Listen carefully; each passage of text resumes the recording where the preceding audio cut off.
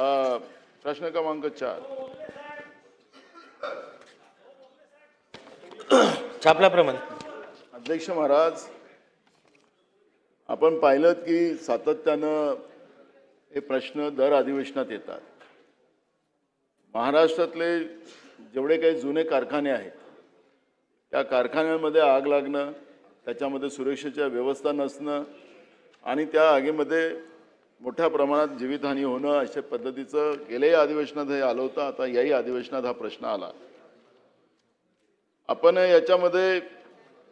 त्याच्यामध्ये जे सिक्युरिटीसाठी जे काही नियम आपण तयार केलेले आहेत त्याचं पालन अनेक कारखान्यामध्ये होत नाही असं चित्र आपण पाहतोय.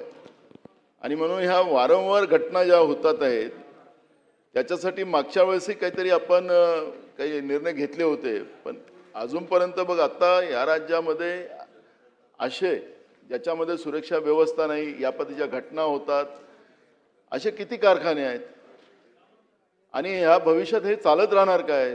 कामगारांचा जीव तिथं जाणार का? हा प्रश्न या ठिकाणी आहे. आणि म्हणून तुम्ही उत्तरातही सांगितलेलं आहे की हे खरं आहे.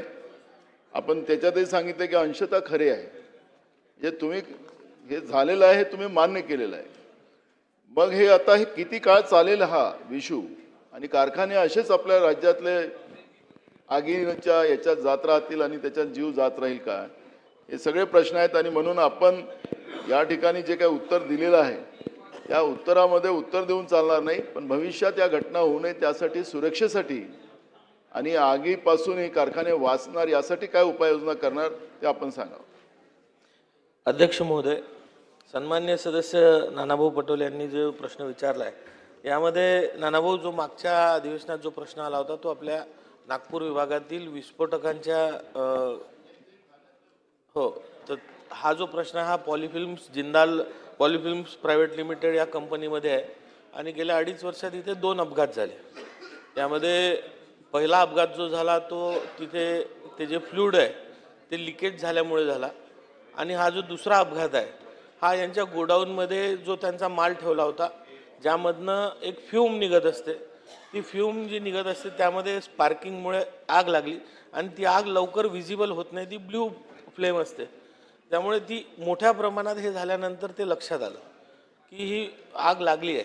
त्यामुळे आपण जे म्हणताय ते योग्य आहे. या कारखान्यांना जेव्हा आपण परवाना देतो तो परवाना देत असताना त्याचा प्लॅन अप्रूव्हल आपल्या विभागाकडनं करणं आवश्यक असतं.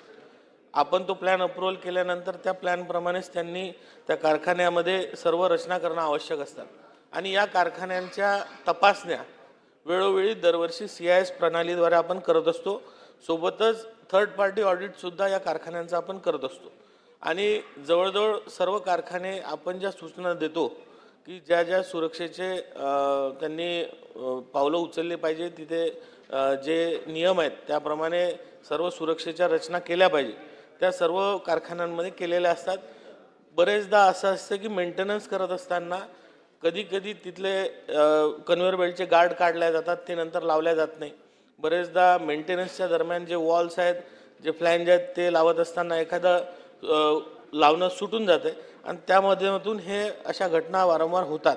आणि यावर बंधन आणण्यासाठी आता आम्ही CIS प्रणालीमध्ये सुद्धा सुधारणा करण्याचा शासनासमोर विचाराधीन आहे की आपण वर्षातून एकदाच ऑडिट या कारखान्यांचं करायचो आणि ते सुद्धा जॉईंटली करायचो की ज्यामध्ये पोल्युशन बोर्ड असेल, आपला विभाग असेल, असे 2-3 विभाग मिळून आपण याचं इन्स्पेक्शन करायचो.